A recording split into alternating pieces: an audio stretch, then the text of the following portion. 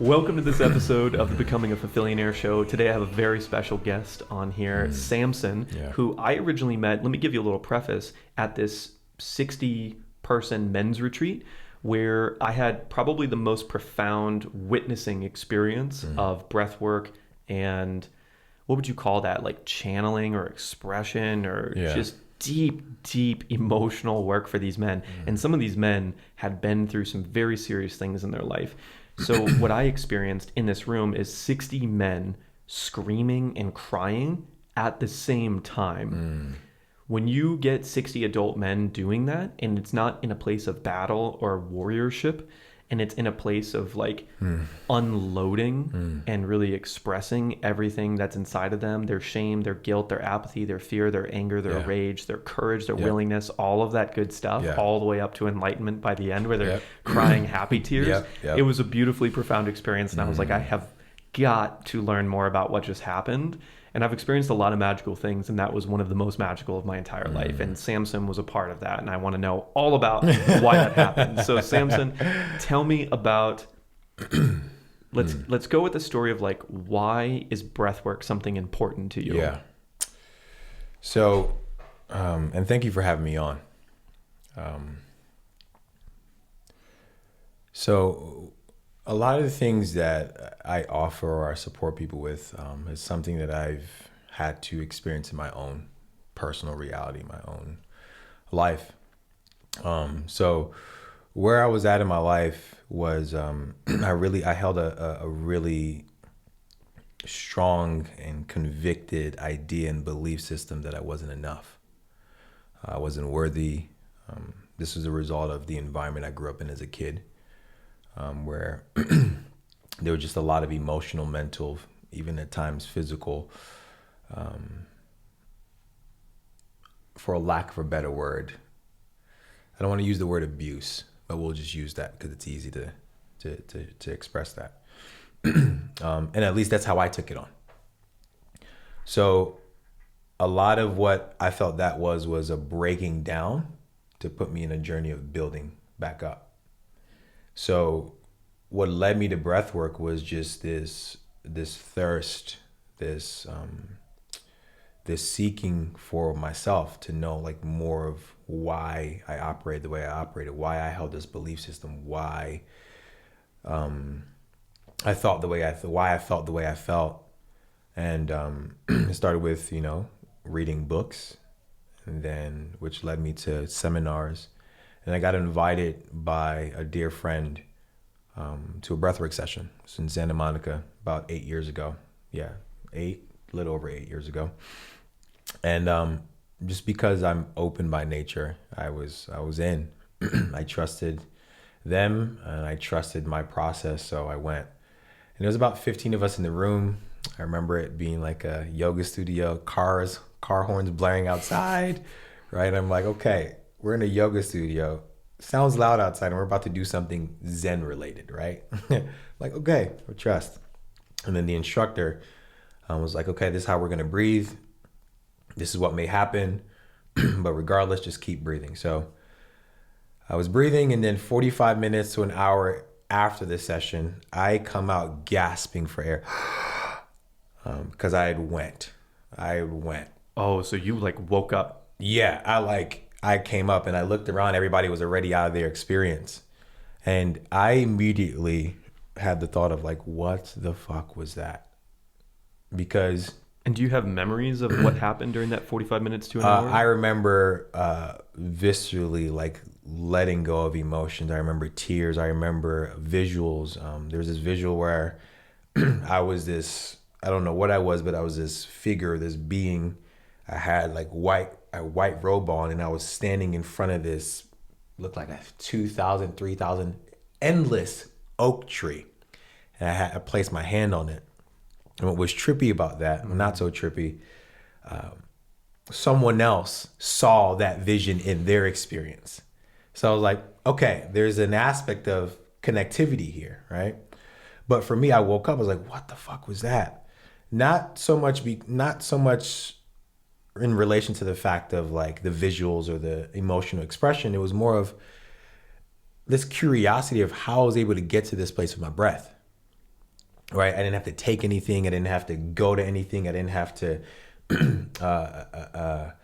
welcome anything external. It was something that at the time I was so unconscious of, right? It's like, yeah, we breathe, but it's like I didn't know I can consciously manipulate my breath in a way to help me have that experience. So that led me down a path of just more curiosity. It was like curiosity. I didn't really go as deep, right? So I would create a practice daily that supported me in grounding, feeling centered. And then it was on and off through the years. And then I got invited to this little retreat. It was like a community leader retreat by a friend who ended up being a mentor in this space for me. The first night we went, we did breath work and an ice bath. And I was like, oh shit, I remember this. I remember this feeling. I remember it's back. And that moment is where I was like, okay, I really need to start incorporating this consistently more in my life. Because again, it's at least for me, it was very tough to forget that initial experience. So it almost turned the button back on or picked up where I left off from the last time. So I was like, okay, it's time to start incorporating this. So I really start to like dive in, do some studies, incorporate it in my own practice. And then over the last 2 years is where it really got serious for me, where I got invited to be well studied even more, but also like now step inside of a place and accept that I can also support people with this. So one thing I love about the breath, one of my favorite things. Everyone has access to it. Doesn't matter what your socioeconomic status is. It doesn't matter where you're from. It doesn't matter what class you're in. It doesn't matter.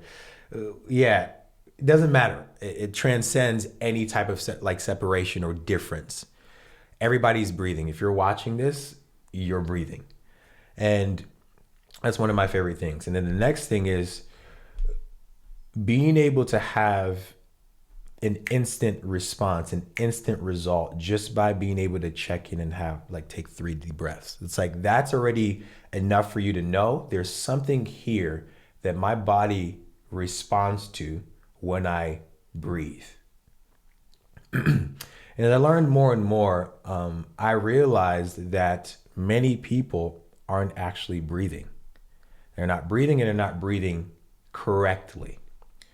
And the side effects of that. So the powerful thing about breath is when you're able to now gain conscious control of how to move it, how to manipulate it, how to direct it in a certain way, how it brings regulation to your system, how it brings calm and groundedness to your system. And it's from that place, which essentially what I like to call the present. Like the breath helps us get present. From that place is where you can affect or create real change in your life. So what is the ideal, like we're sitting here talking right. or someone's watching this, what's that ideal breathing look like? So essentially, the first thing is that I'm a big advocate by being able to meet people where they're at. So the first thing is knowing how you're breathing in the moment. Okay, so if we do like a check-in right now. A check-in, yep. It feels like a lot of my breath is coming from my belly, maybe 80% from there, and then maybe 10% from my chest, and maybe 10% from my throat. You'd be an efficient breather. Okay. Because essentially this is where we want the breath in the belly, aka the diaphragm. That's where the effective breath is like, this is where deep breathing happens. So deep breathing is what stimulates the vagus nerve. And when you stimulate the vagus nerve, which is one of the main components of the parasympathetic nervous system, which is relax, rest, digest, this is how you're able to create this felt sense of just calm, this groundedness. So when we check in, is you did it actually absolutely correctly, is to find where your breath is. That's the first thing. And when you find where your breath is to also notice its behavior. So how is it breathing? Is there like a certain pace to it? Is it fast? Is it shallow? Is it narrow? Is it deep? Is it in your chest? Is it in your belly? Some people, like it's in their throat. Like how's your body responding to it? So the body's always communicating the language of the breath, and the breath is always communicating the language of the body. So it's to check in and really see where it is, and without and I say this, it's without judgment. Like, oh, is something wrong? No, this is just where you are. Without judgment, I immediately invite people to see if they can direct their breath just a little bit lower than it is. If it's in your chest, bring it a little lower than that, a little lower than that. And they'll feel the immediate response.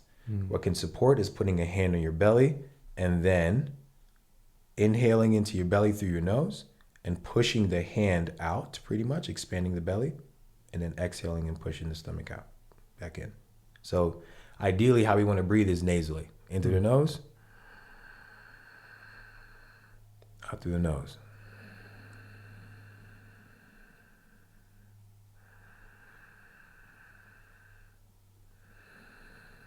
And it's funny, I'm doing that, it's like, it's an immediate response because I'm stimulating the aspects of the body that is signaling that, oh, there's no danger, there's no threat around, so you can actually relax, you can calm down.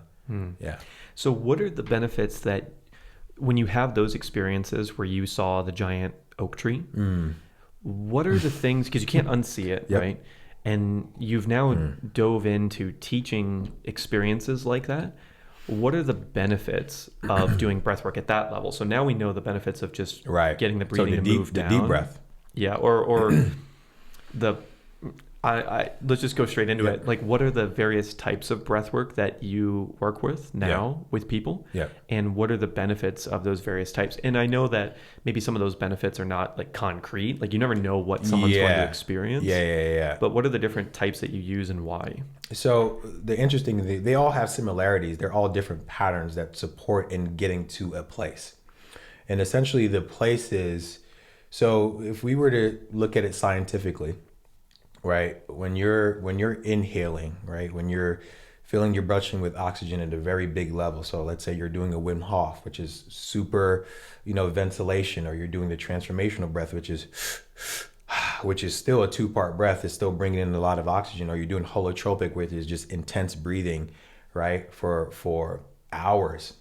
Or you're doing a circular breath where it's, right? You're still bringing in a lot of oxygen. But what's happening simultaneously is this off-gassing of CO2, right? And when there's not enough CO2 in the body, when there's a lot of oxygen in the body, the brain, the cells can't use the oxygen because there's no CO2. And this almost stops blood flow to certain aspects of our systems, like the limbic system or the prefrontal cortex, that's normally responsible for overthinking, right? So wait, what you just said is that we need to make sure we have enough CO2. Is that what you're saying? Yes. So It's breathing not oxygen. out less. Yes. Oh. It's not oxygen. People think it's oxygen, it's CO2. CO2 is a vasodilator. That's right. what creates. Because to my knowledge, right, we always have enough oxygen. Yep. It's actually we're just needing to get rid of some extra. So what you're saying is CO2 is kind of the golden thing here. Okay. Yeah. So that's what a lot of people think. They think it's oxygen. So CO2 is the thing. So what happens is now, because there's no blood flow to these certain areas, situations that you normally would overthink in, you're not doing that. Situations where you judge yourself or judge other people, you're not doing that. Situations where you block emotions, it's not there. So now in these situations where you're breathing in these patterns, right? I like to explain it like this. Imagine, I actually was just talking about this. Imagine there's a hose that's running with water. And this hose, water, again, it's symbolic of emotions, right? So literally there's hose that's just flowing with water. And I'm a firm believer that what comes in must go out. So there's this flow. And you put your hand on it. What naturally happens? Like, you're stopping the flow. But while you're stopping the flow, simultaneously there's a backup. So over the years, just through the mechanisms that we've built as kids, that we've carried into our adulthoods, which, are a culmination of our judgments, which come from our thoughts or beliefs, the emotions we feel or don't feel. Like, we tend to create these bricks that build these walls. And these walls is what not just, it's an illusion that it's protecting us, but it's keeping things out and also not letting anything in. So now when you're in these situations where your body, through proper context, right, you've given yourself permission to feel safe, and then you allow yourself to breathe in these patterns, and this chemistry, this chemical change is happening in your body. Now, all those things that had the wall stuffing them down, the hand on the hose, all of a sudden opens up, and then there's literally this allowing of whatever's been backed up for years. So that's what you experience possibly that day with the 60 men. One, there's an aspect of the regulation of the self when you're breathing in yourself, but collectively, there's this energetic buy-in. There's this nervous system buy-in where it's like, oh, we're all doing this together, so we're all safe. Now there's this co-regulation that happens where permission is granted, not just from the self, but collectively, to where everybody's like, okay, I'm just gonna let it out here because I can. It's safe. Nervous system's like, there's no danger around. Okay, cool. Let it go. So what you're saying is when we do any of these breathwork modalities, we're removing bricks from this wall. In my opinion, yes. Have you, is it always positive? It's never negative. Okay. My personal, how I like to do it is like, I over communicate and I over create context, because the more I do that, because I'm only a guide. That's it. Like I'm just gonna say it on record. I am not a healer. I don't have that much power. Right? We heal ourselves. What I do is I supporting co-creating an environment where somebody can willingly choose that they want to heal themselves. So what happens is like I just over communicate context. And the more that someone knows what to expect, there's an ease they can step into to just feel like, okay, cool, I get to have the experience I'm meant to have. So does it ever go not positive? Like I haven't had that experience yet, because I just do my due diligence in dotting as many I's as I can, crossing enough T's, and making sure the person has an environment that is safe enough for them to choose that they can feel safe to go.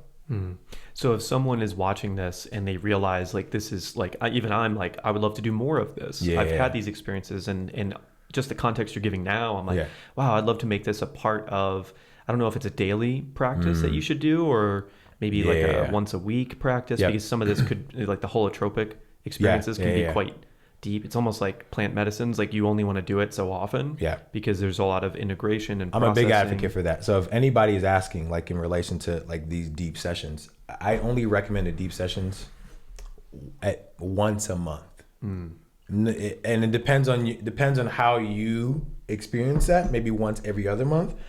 If your system can handle it and you have the proper, support and environment, the most twice a month, but nothing beyond that, right? But I would recommend at least probably just once a month at most, even just to be safe. And then on a daily is at-home techniques, right? So the community I was brought up in, a mentor shared that the breath is like the remote control for the nervous system. So it's this tool you have to put you in the driver's seat of how you want to feel at will. So on a daily basis is creating a daily practice to support. I think what helps is why a lot of us aren't breathing effectively or efficiently or correctly is because we don't have a relationship to our breath.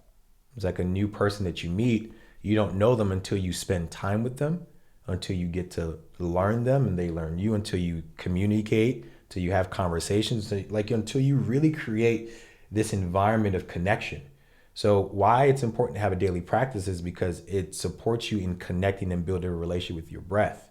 When you are connected with your breath, it's like you're not forcing it to do anything, you're working with it. You're almost hand in hand with your breath. So now it can help you support in how you choose to feel. So there are many things you could do for a daily practice. There are many practice. There's a box breath you can do.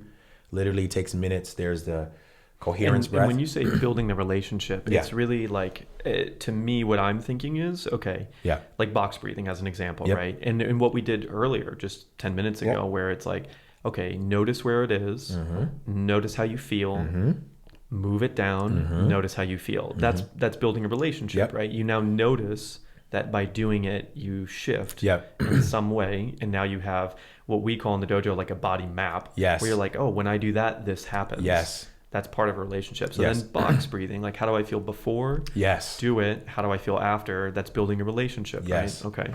Okay. There's one of my favorite quotes. It's the Greek quote. At least we're told is Greek, but it's know thyself.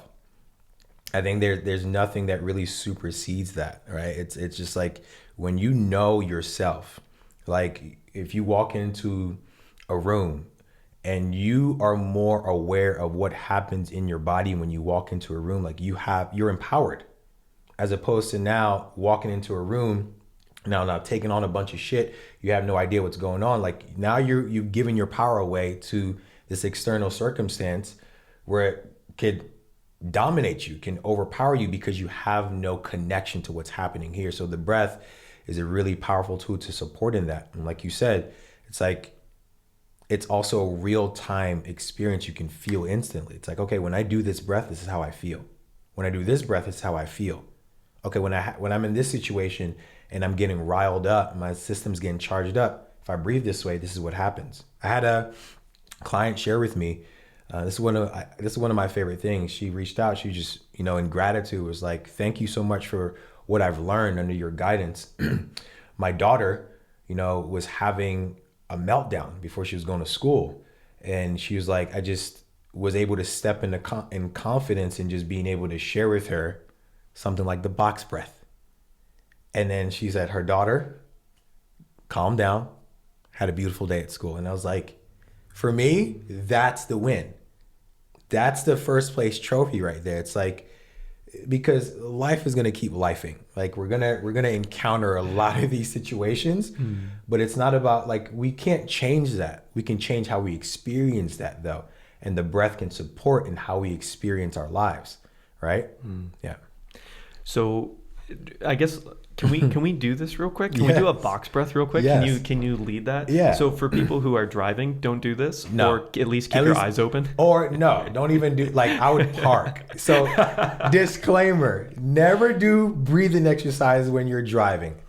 Yeah. Side note, I'm just going to say, unless you know yourself, just don't do it. Again, I'm just going to, because yeah, it can create a sense of calm that can maybe, yeah, you get too relaxed that you, I just don't want to. Can I do this while I'm walking? Yes. Okay. Yeah, so you can actively breathe while you're walking. But I was going to say something. So there's the box breath, there's the coherent breath, there's the 4-7-8 breath, there's the bellow breath. There's many techniques that take minutes. What's your favorite?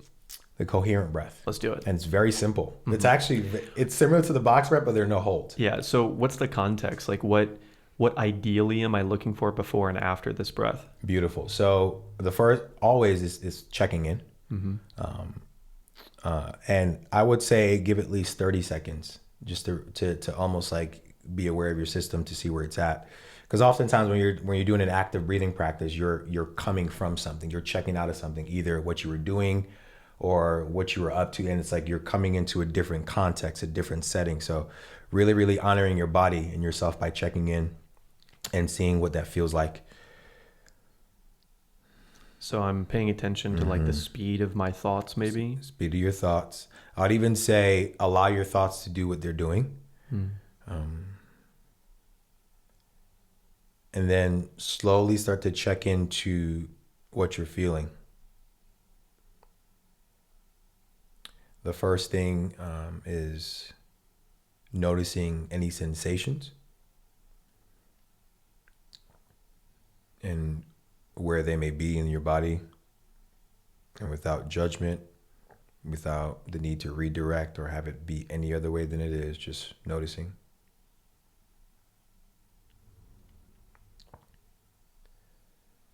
And the next thing would be to just notice the breath, where the breath is, what it's doing, how it's breathing.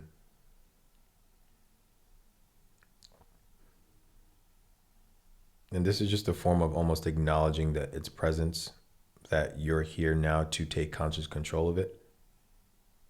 Because majority of the time we're involuntarily breathing. And the coherent breath is very, very simple. It's a 6-second inhale through the nose and 6-second exhale through the nose. So we're going to start on me. 3, 2.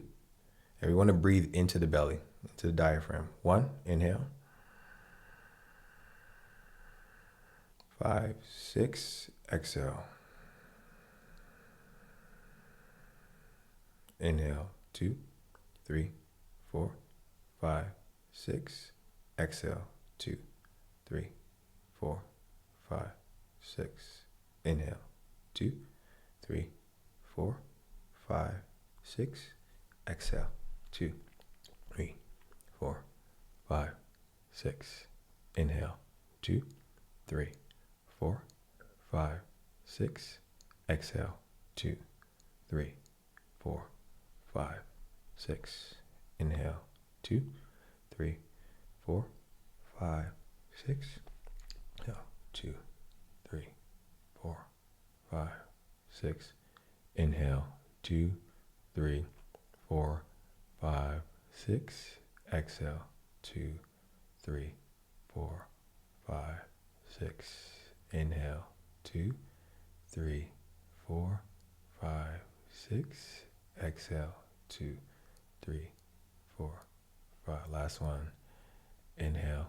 2, 3, 4, 5, 6. Exhale. 2, 3, 4, 5, 6. Let's return to normal breathing. How do you feel? I felt really good before. I think the difference is, this is going to be interesting to describe, and I'm just going to go full on with that. It feels like if before I was very present in my center, I'm now feel more present in my whole. Like it was very much here, and now it's like my shoulders feel more, and like beyond my shoulders, it just feels more like I've expanded. Yeah, my awareness has expanded, and at the same time feels more focused. Yeah. It's one of my favorite breaths. 1, because of its simplicity, but 2, it's called the coherent breath because it's essentially bringing coherence with your breath to your heart, your brain, and your emotions. So it brings coherence physiologically and also emotionally. And a lot of why there's many health issues. I mean, and this is a nuanced conversation. There are many factors to why someone is having health challenges or health issues, or why we age faster, right? I liken it to, if you're going to go buy like a car, say it's a used car, outside of the price, the make, the model, right? What do you look for?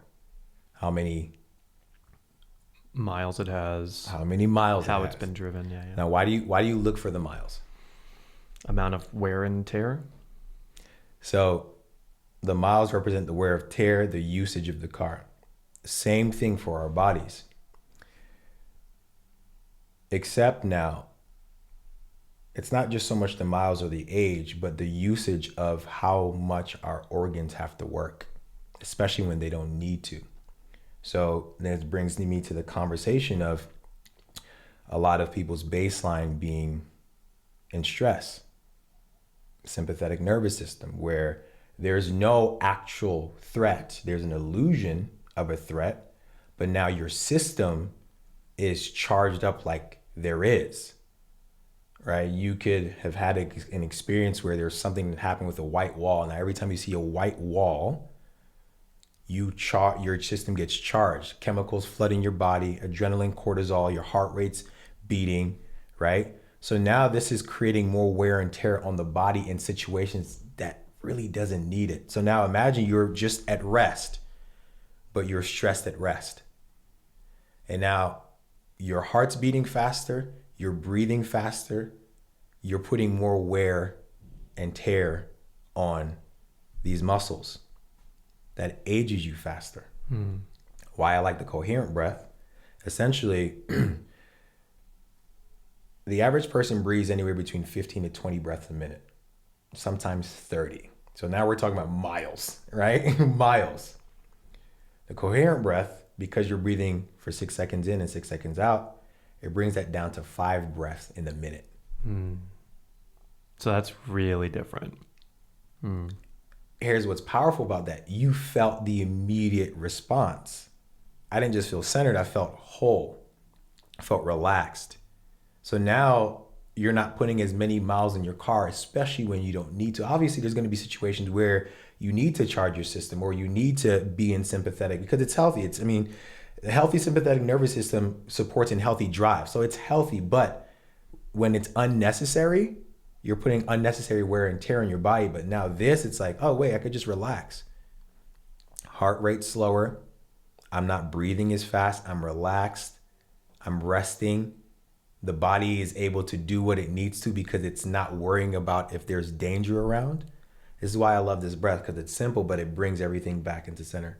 It's very simple. The box breath does the same thing, but this is just simple because there are no holds. Yeah. So I'm gonna take a 90-degree turn in the best way. What's shifted in your life since breath work came into it? Like and I'm asking this story context of like, what can we expect over time, and where did you come from, and how has that shifted your life over time? The first thing is just this feeling at home in yourself. What's not feeling at home in yourself feel like? Always having to look over your shoulder, feeling like everywhere you walk into is a threat, feeling dysregulated. What's dysregulated feel like? Just completely like out of body, like charged, stressed. This is what it feels like for me. Fight or flight, essentially, or freeze. That's what dysregulation is. And for me, it's like, it's always the big difference between the moments where it's necessary versus the moments where it's not necessary. And a lot of people are in the unnecessary moments in those states.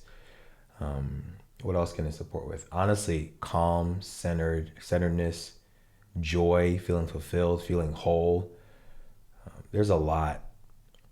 Beautiful. Yeah. Okay, so where were you when you had that first experience, and how did seeing the giant oak tree and all that start to shift your life? Yeah, so like I mentioned, my story was a lot rooted in just feeling not enough, unworthy, seeking external validation, definitely dysregulated. You wouldn't know, but because it wasn't so much fight or flight, but it was more of like freezing. Like I would shut down in certain situations. Lack of self-belief, didn't trust myself. And then with breathing, not just the daily practice helps with the integration. It's almost supporting this new way of being, right? Supporting creating a new inner environment that doesn't represent this old story, right? So it's like when you choose a new way of being, when you choose like, okay, cool, I don't want to associate with this aspect of myself that isn't essentially me anymore, and you want to choose this new way of being, it takes practice. And, being able to have a practice in something like breath can support in grounding that, the felt sense of what that is. So it's like, if I feel not enough, well, for me, affirmation never worked for me because it was just, I can say it, but my body was saying something else. So the breath can support in getting to a place where you can visualize something, but then with your breath, you can like help yourself feel that, right? And the more felt sense you can create, the more it's locked into your system, the more it's integrated, and it helps usher in this different version of you. So yeah, that's where I was at. And then I just honestly started to incorporate more breathing. And I just noticed it. I noticed when I'm breathing in through my nose as opposed to through my mouth, it's supporting my athletic performance, especially in a physical health standpoint. How has it affected this conversation of self-worth and like self-love that you brought up? Like, what is that? Yeah.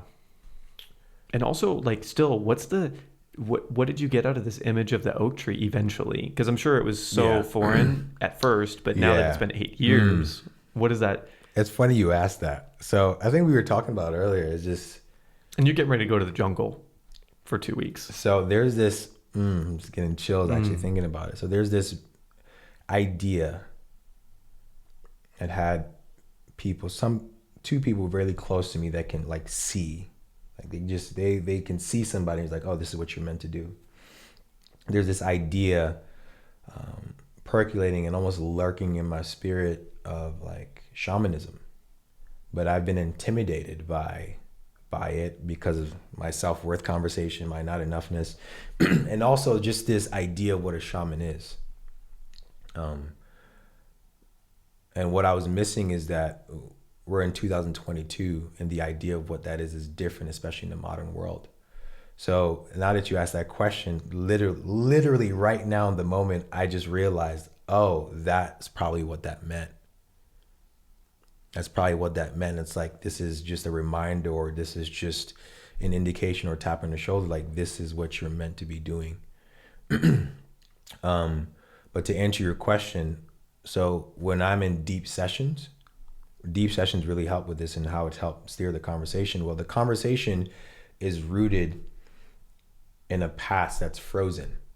So some trauma that I experienced, right?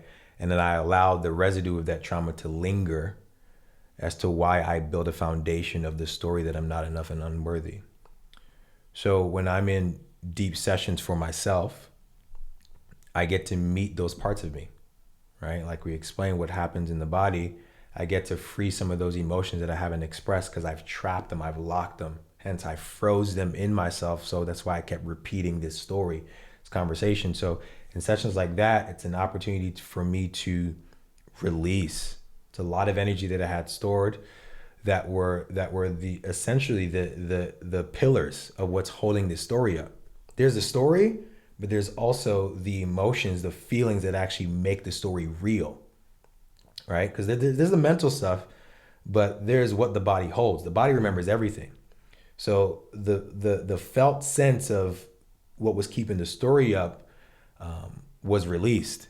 And once that's released, like I was mentioning, I get to choose something different. So post the deep sessions is where the real work happens, where the daily practice is important, right? So the daily breathing practice, right? Which is going to support the felt sense of creating this new conversation in the story. So yeah, it's the big sessions that really help free up a lot of this stuff, clear a lot of the internal clutter. And then I get to reimagine or reimagine myself in a new way. It's funny, I had a rebirthing breathwork session. So rebirthing is a different type of breathing style.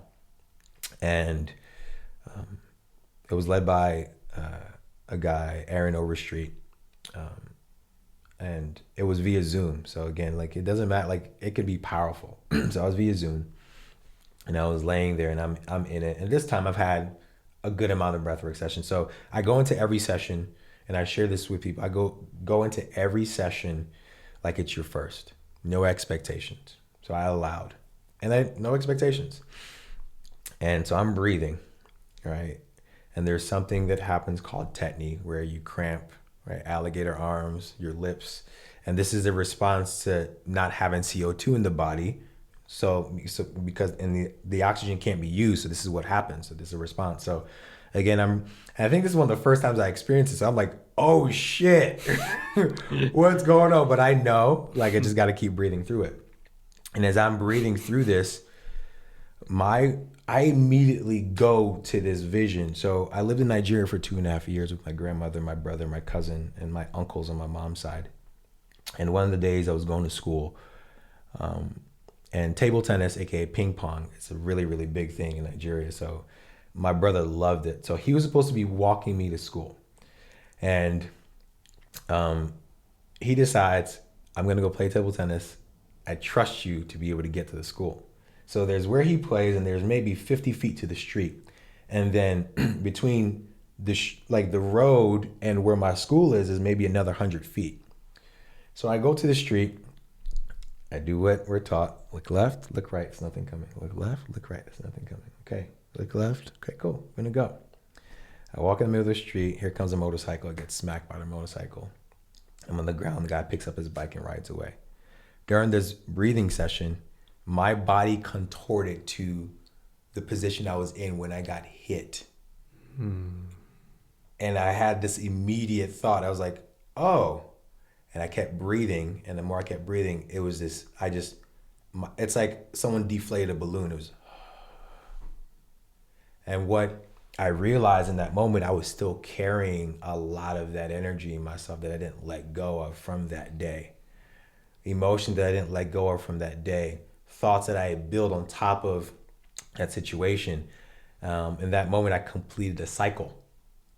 So what I mean by that is when a situation happens and we don't give ourselves the opportunity to fully like express it, right? Physiologically and emotionally.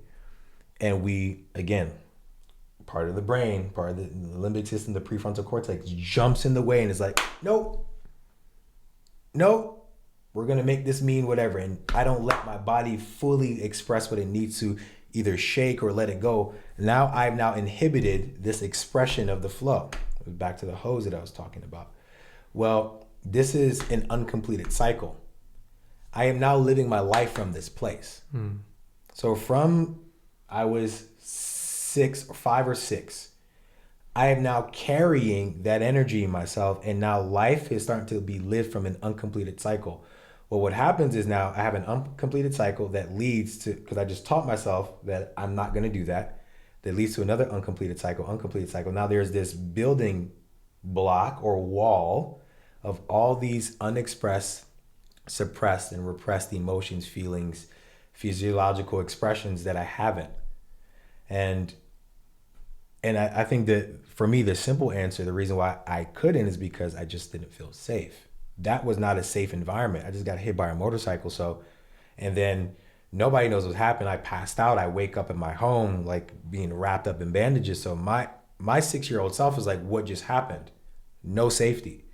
So in that breathing experience is where my body decided, oh, okay, you're safe right now, right? Let's let this go. Completed cycle. And it makes sense too with this whole idea of like the body was just trying to protect you. And in a world where danger is a regular thing, that's super valuable, right? If you were living in a world where war was the norm and you were going to die at 35 and, a couple thousand years ago, that makes complete sense. Absolutely. Like now, it's unfortunate and fortunate, right? Like the body was trying to protect you, which is great. Once you can recognize how that's affecting you on a daily basis and affecting your life, and it's that subconscious that could have affected literally every decision you made to some extent. And like you said, like over time, especially as that builds and more experiences happen, because at that point you're really recreating that experience again and again and again, right? Absolutely. How did you recreate that? What were other things that happened because of that, you think? I mean, I can't pinpoint, but I know if my experience was one that wasn't enough, easily, I would hesitate. I wouldn't follow through. So again, it's like I walked in the middle of the street and I got hit by a motorcycle. And that represents me now because I didn't fully allow myself to let that go. Now, other proverbial streets in my life, like committing to a project, committing to taking ownership of something, I would hesitate. Right? So that compounded in many areas where I just wouldn't, again, it also created this idea of like not believing in myself. So I wouldn't hesitate. And when I would hesitate, that reaffirmed the belief, and I would hesitate even more. So now it's just compounding of just more calcification of this idea, this thought process, right? That it's what's interesting is the story that I held internally, life was reflecting back to me externally.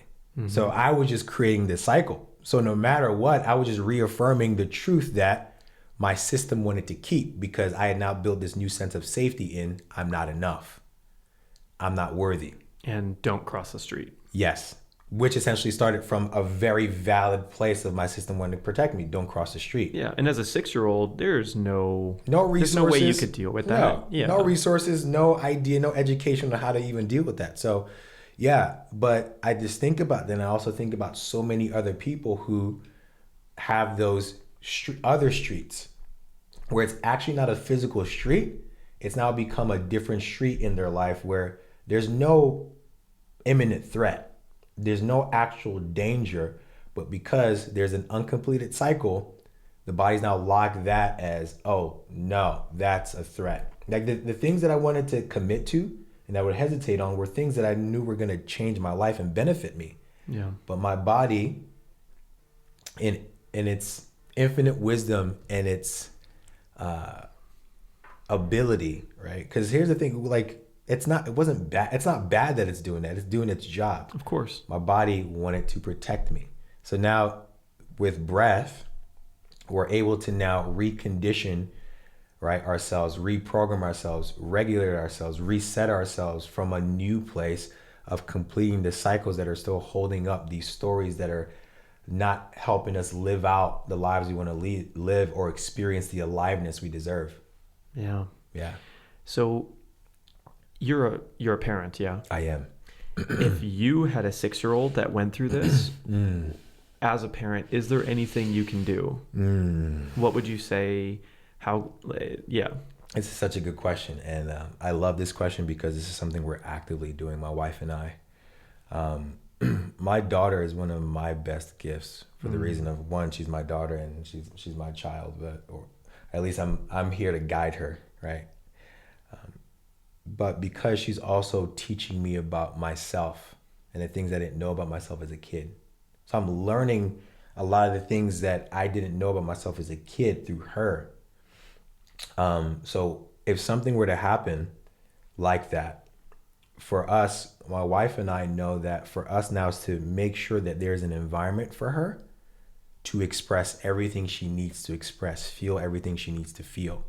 And also we're teaching her now how to associate certain sensations, right, with emotion. So it's like we're helping her give a name to as best as we could, right? Because I'm also a firm believer that even though we have language, it's also not enough to describe what's actually happening. There's no physical verbal language for actually what's happening. But for her, we're helping her like really, really like, right, support us in conveying what's going on. So let's say she falls, right?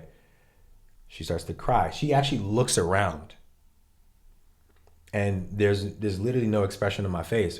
I just kind of hold that space for her. It's like, and she starts crying. I'm like, hey, come here, baby. Show me where it hurts. Does it hurt here? Does it hurt here? And she points. And if it hurts, it's like, it's okay. Not what I heard growing up. Suck it up. It doesn't hurt. Don't cry. And again, it's not the fault of my parents or my elders. They had no idea. Like all this, everything that was passed down is just the ignorance of, again, not knowing ourselves. And their context of where they came from. They came Yes, from a very different absolutely. time and generation. Absolutely. What does your wife do in these situations? So I'm assuming like that was a very masculine approach. Yeah. What you just described. Right. What does she do in a similar? She nurtures her. You know, for my wife, she steps into the nurturing role and just really holds her. But we have an agreement that it's like, because we grew up in environments that was stifled, we won't stifle that. Something that we actually found too. So kids, for all parents out there, you know that your children will often throw sometimes tantrums, right? Really? What's that, right? What we learned is that when they actually throw tantrums, is because they feel safe doing so. You can say that one more time. When kids throw tantrums and they're like really, really having a moment, it's because they feel safe doing so. And it makes me just think about like thousands of years ago, like if you were in nature, you couldn't do that because that was signaling that come get me pretty much. So I'm like, holy crap. I now see the biological design of why we do what we do. So we watch her. Sometimes she'll have a big moment, and it's one of those moments where I'll just sit. I won't even. It's okay, baby. Yep, it's all right. And then when she's done, she's right back. Yeah, that's beautiful. It was like this offloading of things she was carrying. So we noticed like sometimes she'll go somewhere because she's very empathic. She'll take in a lot. And something else that we teach her is we just have to remind her, hey, this is not yours. You don't have to get this. So sometimes she'll go somewhere and she'll now take on all this stuff and bring it home because she can't let it go out there. She'll bring it home and all of a sudden she'll just let loose. Or she'll unconsciously take on our stuff, right? And then all of a sudden she's like letting loose. And we're like, I'll have a conversation with my wife, what's going on? And then the first thing we check in is like, how are we showing up?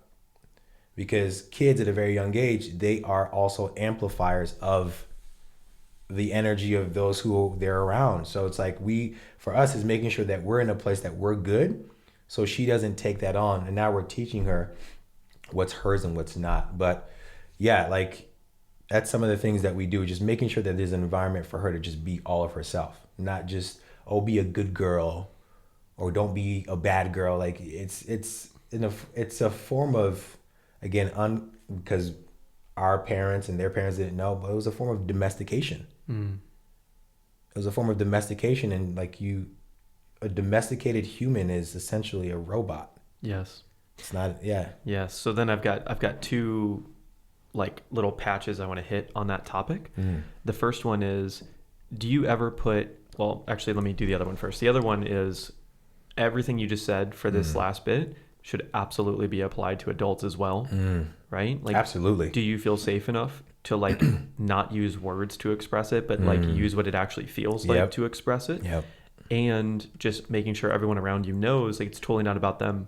Yep. I'm just going to do this thing. Very, very important. Yeah. It's not about you very or important. what you did. This is just the feeling. Very important. Don't take it that personally, right? Very important. I talk about having healthy environments of expression.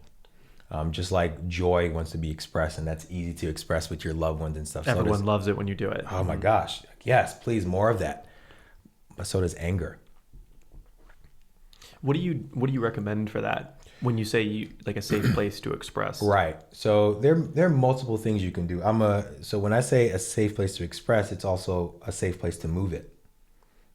So when you experiencing joy, you're probably laughing, you're probably doing something fun, you're moving the energy. Well, the same thing on the other side. So with anger is an emotion. I mean, yeah, you can sit with it, right? It could come up in the form of tears, sometimes like yelling, right? Sometimes I'll have people like literally grab a pillow and just like primal scream into the pillow, just primal and into the pillows. So you're not disturbing people around, especially if you haven't informed them, or primal screaming just in general, just to get it out, right? But moving your body is a great way to move energy. Like for me, when I feel it sometimes, when I feel anger, the idea is to be in a place where you're shifting the energy into something productive or healthy. Or if not, it's going to backfire on you. That was my case for a while. It backfired. And it wasn't self-physical harm. It was just self-emotional, mental harm I was causing myself. Just heavy doubt, right? Just a lot of that worry. So the idea is to have a practice where there can be a healthy expression of it. So, like we live in a world that, and I say unconsciously because I'm very clear that if people knew, they wouldn't do it. So there's a level of ignorance as to the judgment we have over certain emotions. Anger is bad. Unhealthy anger is bad. Unhealthy anger is negative. Anger can be productive if it's used in the right way. If you're backed against a corner and a pit bull's got you right there, you need your sympathetic nervous system to come online. You need the cortisol. You need the adrenaline. You need to get in fight or flight. You essentially may need to channel anger to either protect yourself or get the frick out of there, right? In that situation, anger is great. So it's very situational, one, but two, like making sure that, and it takes knowing yourself, because there's one thing to also have these processes of like always yelling in a pillow or always primal screaming and not like using that as a crutch as well. The other level of that is to actually know the source of why you're angry. That's the real remedy. So it's like when you know why you're angry, get as close as you can, at least to the edge of what that is, and create a remedy for that. Again, probably a deep session of breath work or a consistent practice of just like offloading that emotion, right? And then eventually anger won't be overpowering you. I like to explain it that we're like a wire, right? We're like a wire for current to come through. That's it. Our job is to just experience it. It's not to take it on, but experience it. So if it comes through, okay, cool. It must be coming through for a reason. Why is anger my experience right now? Notice I didn't say, why am I angry? Why am I experiencing anger right now? Because it's a temporary thing. Okay, cool. This didn't happen, that didn't happen. Okay, great. What's my remedy for this right now? What's a way that I can support myself in moving this energy, right? Or transmuting this energy into something more productive. I can use that anger and channel it into drive to go get some work done, right? I can use that anger to go run. There's a lot of things you can use these emotions for, but holding it, trapping it, suppressing it eventually works against us. Yeah. So that kind of attaches directly to my second question, and I have a third that popped up during that. And the second thing is, I was going to ask you, like within your daughter, and you're out in public and things, like where do you put kind of the limits to the expression of some of these things, and how do you do that in a way where she feels like she's not being boxed in? And one of the answers that kind of popped up while you were saying that is ceremony. And I think that's what you're sort of talking about now. And I've learned a lot about that in the last few weeks here, of why it's important. That the whole video I'm making is about that. Yeah. It eventually taught me the importance of ceremony, the importance of saying like, okay, once a week or once a month or once a quarter, we're going to have these ceremonial times to really go through the expression of so many things we are experiencing inside.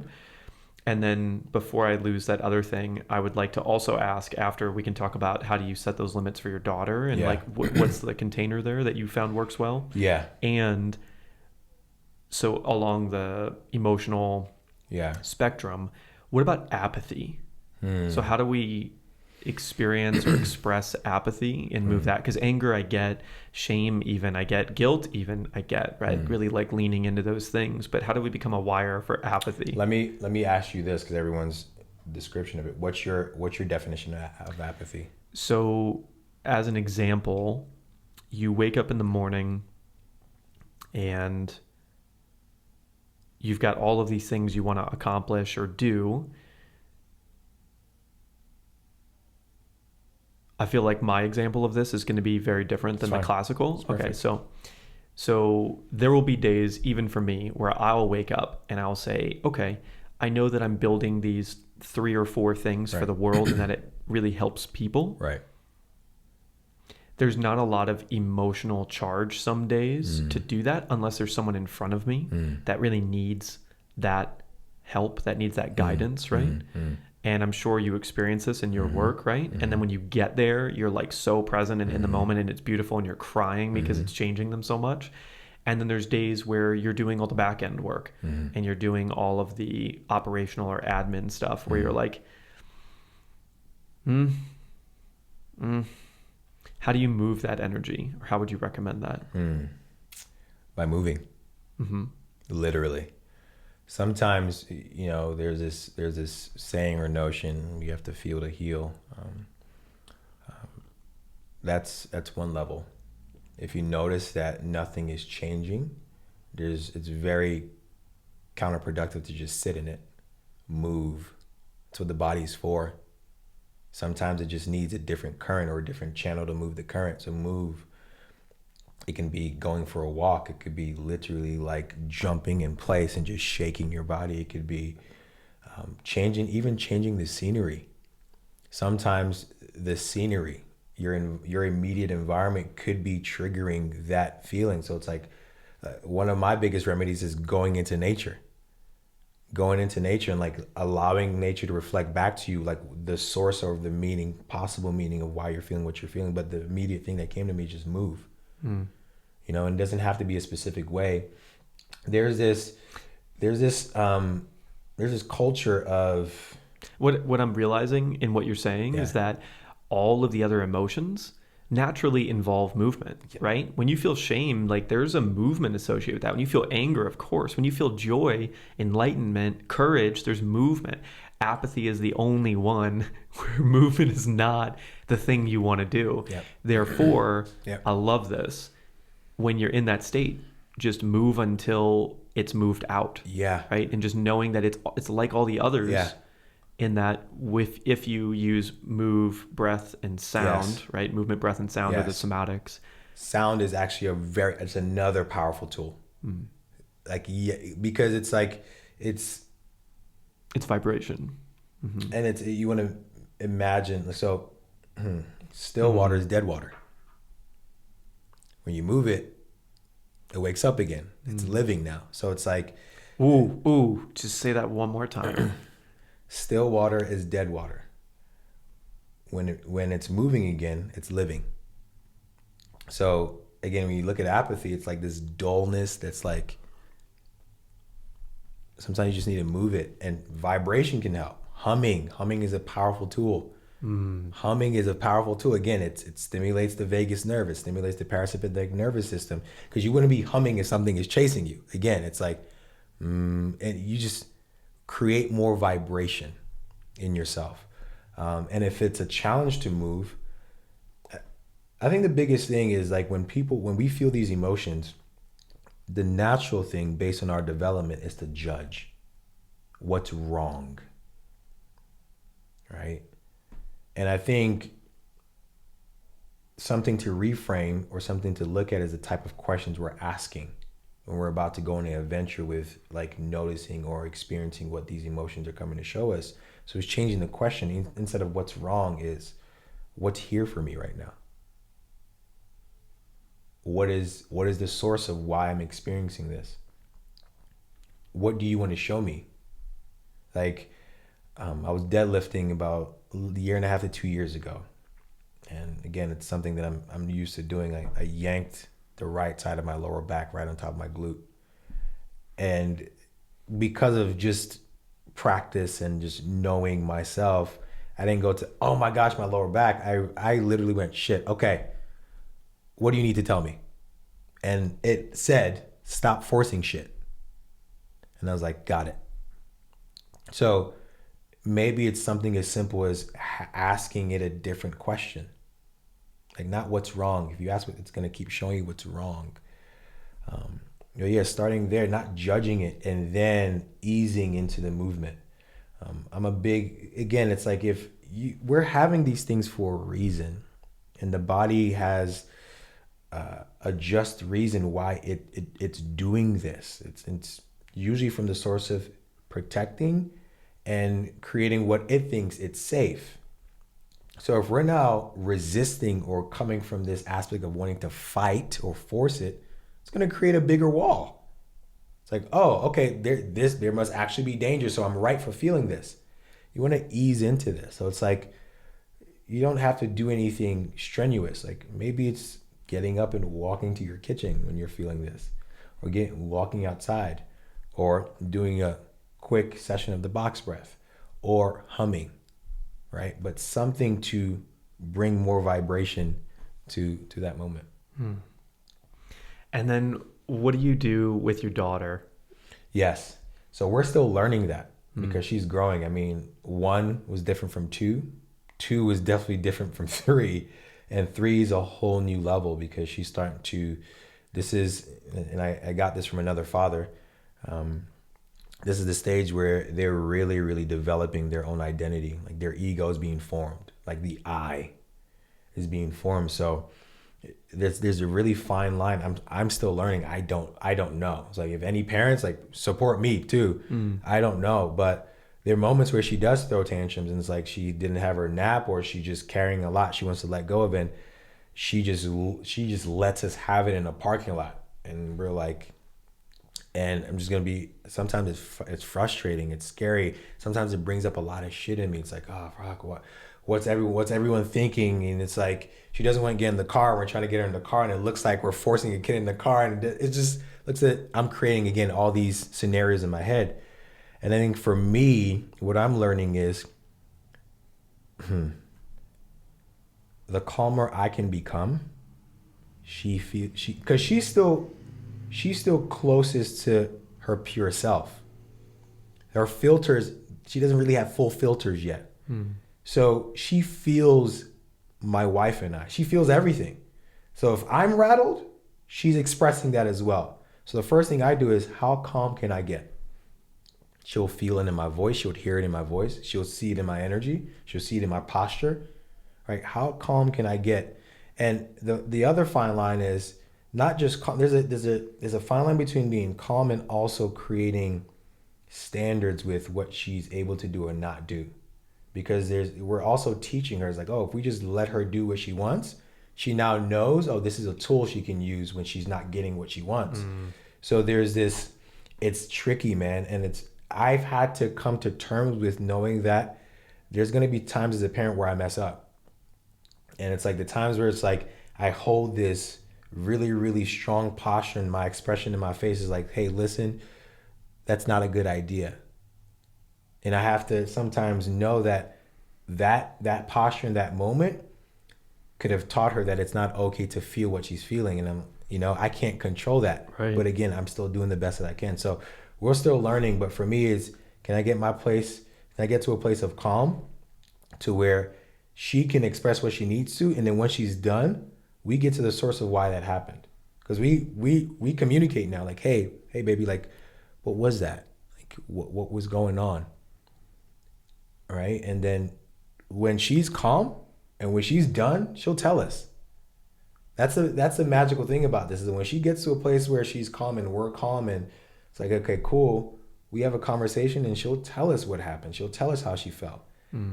Right? So again, after we learn that, our job is to, at least my job, is to support her in fulfilling those needs before she even needs to ask for them. Yeah, so I'm still learning. Yeah. I have one more question that came up with that. I love questions. So as adults, in my experience of feelings and expression, right?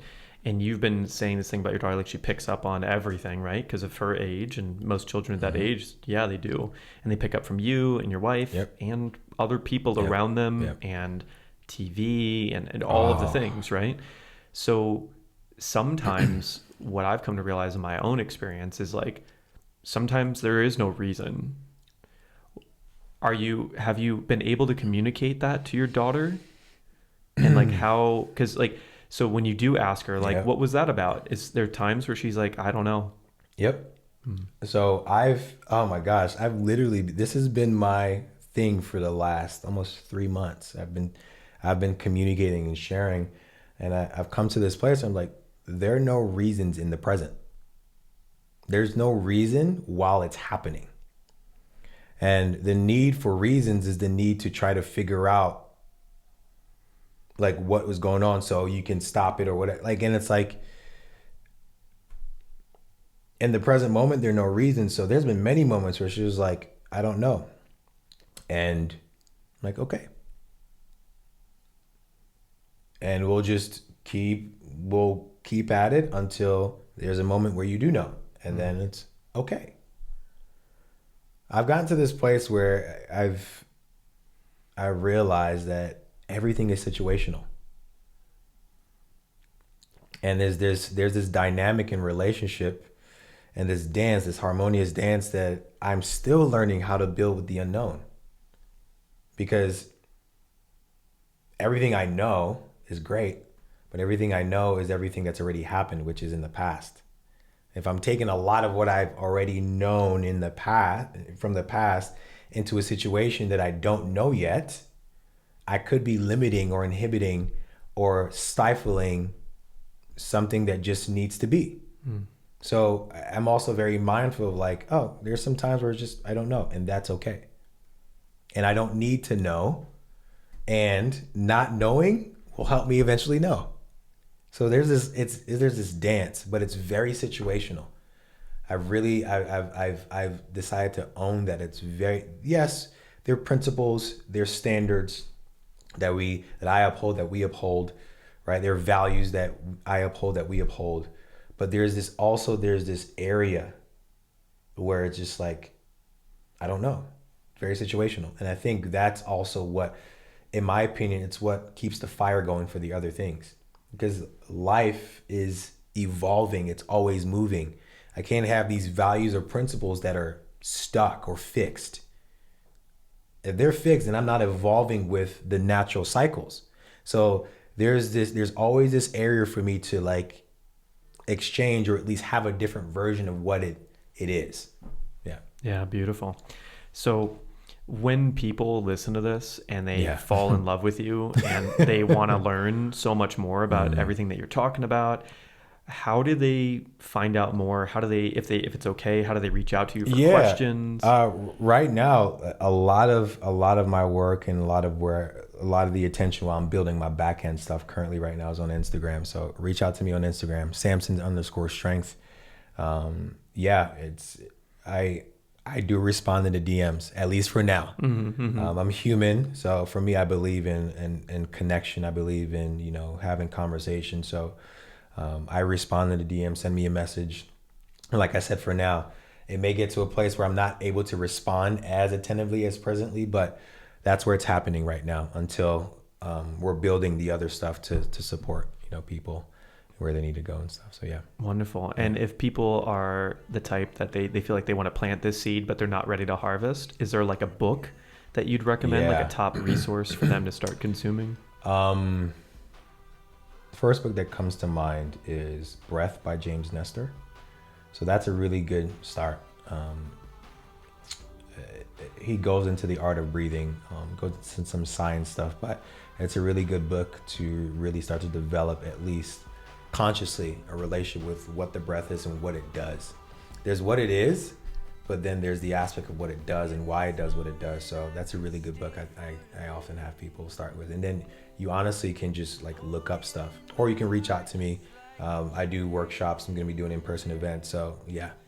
Wonderful. Yeah. Awesome. Thank you so much absolutely. for diving so deep with me on all of it. Thank you for having me.